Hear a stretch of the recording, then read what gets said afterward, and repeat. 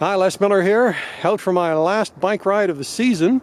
Normally I like to ride only under ideal conditions, not this kind of conditions, nice warm summer days. So May to September, a little bit into October maybe, depends on the weather, but we're having a really great fall here. So out for one last time, very, very happy because, get over here now,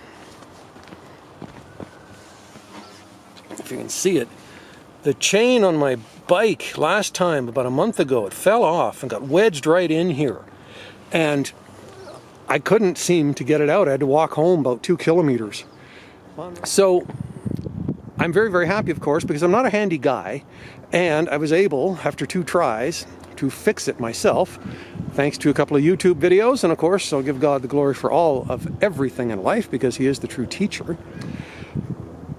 Making this video today a little different than my normal videos on my favorite bike path because I'm celebrating being able to overcome a problem. Again, I'm not a handy guy. I've got a couple of stories to tell. Normally I load my videos with Bible verses. This time's a testimonial video. Once, when I was a kid, maybe 8 or 9, my mother went to take my sister and I camping about a 4-hour drive away from Calgary. And we ended up with a flat tire on the trailer about 2 hours into the trip. It was so stressful, we all kind of gave up and went home. It was a problem we've had a few times with the trailer.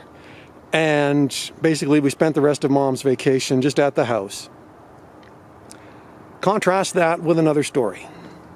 My cousin, when he was a teenager, lived over in Ontario, 2-hour drive away from Toronto, and one time him and his friends going to a concert. Not the kind of band I would listen to, but that's not important right now. The point is, their car broke down, and he phoned his mom, and this is before the days of cell phones. They had to get to a gas station or something and get to a telephone. And he says, Mom, car broke down. We're going to hitchhike and try to make it to the concert. Don't recommend hitchhiking. This was the 80s. Things were safer, but still. He says to her, can you come pick us up after the concert? My aunt, at the right time, gets in her car, drives the 2-hour drive, gets all the way to Maple Leaf Gardens in downtown Toronto, drives around, once around the block I think it was, and then just as she's coming around the second time, there's my cousin and his friends. They hop in the car and off they go home back to London.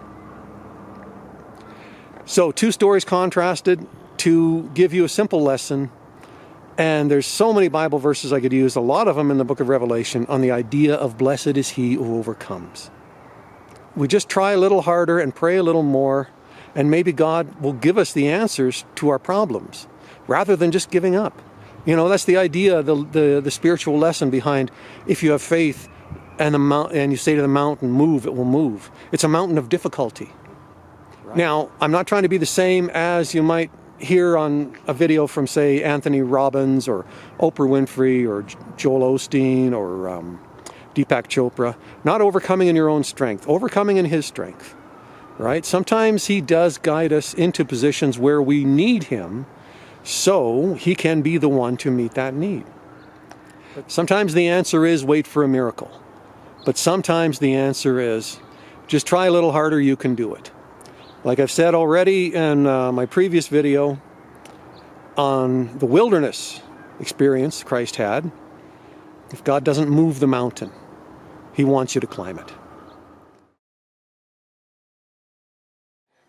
Just getting the bike put away for the season. So remember, if you're bitter, Christ can make you better. If you're a victim, Christ can make you a victor. He can turn whiners into winners. Jesus can do anything. And of course, what I'm talking about most of all is in reference to heavenly things. Things about our struggles with our imperfections, not making money. You can follow all the good advice from all the speakers I mentioned, but it's all for this life only. It's heaven, that's what counts. Blessed is he who overcomes for this whole struggle that we are in.